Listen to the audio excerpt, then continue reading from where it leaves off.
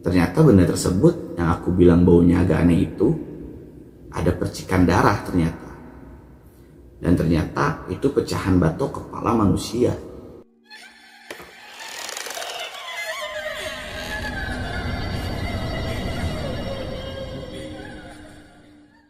Halo semua, terima kasih udah klik video ini.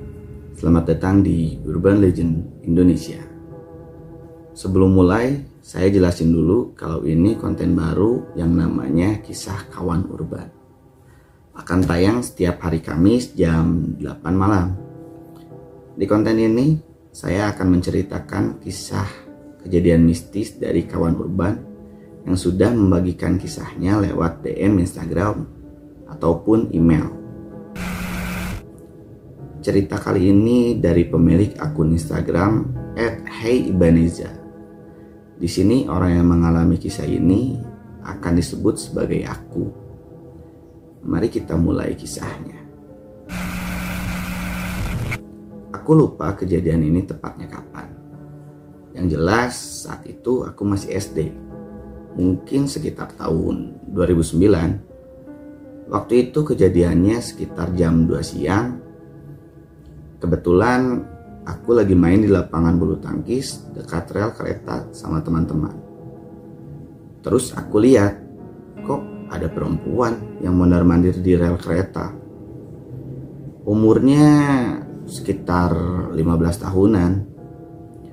Aku coba tegur berkali-kali dan bilang, "Kak, jangan mondar-mandir di rel. Takut nanti nggak kedengar kalau ada kereta lewat." Sekali dua kali aku bilang kayak gitu, tapi dia nggak nengok juga. Entah dia nggak dengar atau memang dia nggak ngeh kalau aku memanggilnya. Padahal jarak rel kereta ke lapangan tersebut cuma dibatasi jalan setapak kecil dan pagar besi yang pendek. Tapi akhirnya setelah sekian kalinya aku teriakin buat pindah dari rel itu, akhirnya dia pun nengok juga. Anehnya dia cuma senyum-senyum. Dari matanya sih kelihatan kalau dia lagi sedih. Dan dia tetap bolak-balik dari satu rel ke satu rel lainnya. Jadi ini ada 2 jalur rel kereta Jakarta Bogor dan sebaliknya. Awalnya setiap ada kereta lewat, aku langsung lihat dia. Dia masih ada dan tetap mondar-mandir. Udah sekitar setengah jam aku main. Lama-kelamaan aku dan teman-teman gak ngeh perempuan itu ada di mana. Aku keasikan main terus sama teman-teman. Sampai tiba-tiba ada suara yang kencang banget dan kayak bunyi kereta nabrak sesuatu. Dan ternyata bener aja. Perempuan itu ketabrak kereta. Kebetulan ada saksi mata dan saat itu juga ada orang yang jaga palang pintu yang di rel sekitar 20 meter dari lokasi perempuan itu ketabrak. Perempuan itu tadinya ada di jalur Jakarta Bogor. Tapi tiba-tiba pindah ke jalur Bogor Jakarta dan langsung ketabrak dia. Setelah kejadian, aku langsung disuruh masuk ke rumah karena katanya mayat perempuan tersebut hancur sehancur-hancurnya. Aku takut banget sampai gak mau makan seharian penuh. Bukan cuma warga yang datang ke lokasi, aku pun lihat dari jendela kamar ada polisi yang datang ke tempat kejadian. 2 hari setelah kejadian itu, aku main sambil duduk di rel kereta tadi. Aku memang terbiasa kalau udah sore ya duduk-duduk di rel sambil nikmatin suasananya. Lagi duduk santai, aku menemukan bentuk kayak pecahan batok kelapa, warnanya orange dan baunya agak busuk. Ukurannya sekitar 2 atau 3 jari gitu. Bentuknya agak abstrak sih. Aku pikir waktu itu kulit jeruk Bali Karena waktu itu lagi tren bikin mobil-mobilan dari kulit jeruk Bali. Karena aku tahu benda tersebut ya lumayan keras kan. Akhirnya aku bawa pulang, lalu aku cuci dan aku bikin sesuatu dari benda tersebut. Ya buat perintilan di mainan mobil kulit jeruk Bali punyaku itu. Saat ibu lihat dengan kaget, aku nggak ngeh. Ternyata benda tersebut yang aku bilang baunya agak aneh itu ada percikan darah ternyata. Dan ternyata itu pecahan batok kepala manusia. Dan ibu langsung nyerahin ke kantor polisi. Malam harinya aku demam tinggi selama 3 hari. Dan selalu mimpi ada perempuan yang datang ke mimpiku.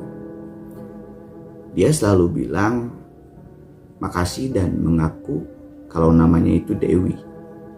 Tapi aku gak pernah ceritain hal ini ke ibu ataupun ke siapapun. Karena aku anaknya lumayan penakut. Seminggu setelah kejadian, aku baru sadar kalau ternyata perempuan yang selama ini ada di mimpi bernama Dewi itu ternyata perempuan yang sempat aku teriakin beberapa menit sebelum dia tertabrak kereta. Dari situ aku mulai berteman dengan sosok yang bernama Dewi ini. Dan gak ada yang tahu tentang hal itu. Dewi pernah bilang dia mau ngelindungin aku. Asalkan aku gak pernah cerita ke siapapun soal aku dan Dewi yang jadi sahabat. Akhirnya pun kita sepakat. Oh iya, kepala Dewi juga ketemu setelah 40 hari. Disolokan samping rel kereta itu. Kepala yang ditemuinnya ternyata hancur dan udah bau busuk banget. Selokannya emang lumayan dalam dan warnanya pun hitam pekat. Itu pun ketemu karena Dewi yang bilang kalau kepalanya dia ada di sana.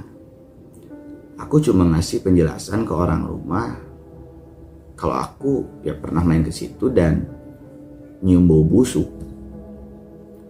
Aku temenan sama Dewi sekitar sampai tahun 2011. Emang gak lama sih, karena aku tahu Dewi gak baik. Ya sebaik-baiknya dia ngejaga aku, tetap aja gak mau 100% percaya sama dia. Karena Dewi selalu menghalalkan segala cara cuma buat ngelindungin aku. Bahkan dia berkali-kali nyakitin orang-orang yang jahat sama aku. Dia juga sering ngajak aku ke hal-hal yang gak baik. Akhirnya aku mutusin buat ninggalin Dewi. Itu pun caranya panjang. Aku berobat ke sana kemari sendirian dengan alasan ke ibu aku mau urut badan. Karena ibu dan siapapun gak pernah tahu tentang keberadaan Dewi ini. Aku gak mau ada yang curiga. Untuk ngelepas Dewi aja bikin aku sakit sampai hampir setahun. Selama aku kenal Dewi, aku gak pernah tahu dia itu siapa. Dewi cuma pernah cerita kalau saat itu dia baru putus sama pacarnya. Setiap Dewi ditanya yang aneh-aneh, pasti dia marah. Sampai ngamuk-ngamuk. Yang imbasnya bikin aku jadi jatuh sakit. Dan ternyata aku baru tahu kalau Dewi itu tetangga rumah yang cuma beda beberapa gang dari rumah aku. Aku tahu karena setahun lalu akhirnya aku cerita ke ibu soal Dewi ini. Sampai detik ini keluarganya gak pernah tahu soal aku pernah sahabatan sama Dewi. Itu kisahnya dari Hey Ibaneza. Sempat bilang kalau keluarganya juga banyak yang mengalami kejadian mistis karena ada dari keturunannya. Kita tunggu kisah horor lainnya dari Hey Ibaneza. Untuk kamu yang punya pengalaman horor, bisa kirim cerita kamu ke email urbanlegend.idol1@gmail.com yang ada di bawah sini dan ada juga di deskripsi ya. nanti saya ceritakan di video lainnya. Kalau kamu suka video-video yang ada di channel ini, bisa subscribe dan nyalain lonceng notifikasinya ya. Terima kasih sudah menonton video ini sampai selesai. Dan ingat, jangan pernah takut pada mereka.